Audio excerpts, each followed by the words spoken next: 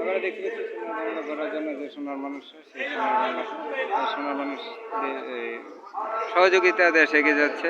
আজকে 17ই মে বঙ্গবন্ধু কন্যা আমাদের শেখ হাসিনা আমাদের মধ্যে 1981 সালে 17ই মে আমাদের মধ্যে এসেছিলেন এবং আমাদের এই জাতিকে আমাদেরকে ডিজিটাল বাংলাদেশ দিয়েছেন এবং স্মার্ট বাংলাদেশের দিকে দেশকে এগিয়ে নিয়ে যাচ্ছেন। সেই বিষয়গুলো আজকে তুলে ধরা হচ্ছে আলোচনা সভায় এবং প্রধানমন্ত্রী শেখ হাসিনার হাত ধরে দেশ এগিয়ে যাচ্ছে।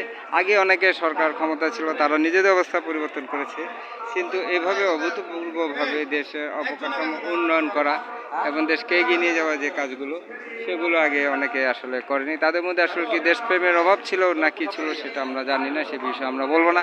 তবে এটা বলবো যে দেশ এগিয়ে যাচ্ছে, মানুষ এগিয়ে যাচ্ছে, দেশে অবকাঠামো উন্নয়ন হচ্ছে। আগামী প্রজন্মের জন্য দেশে অনেক অবকাঠামো উন্নয়নমূলক কাজ হচ্ছে। সবাইকে ধন্যবাদ।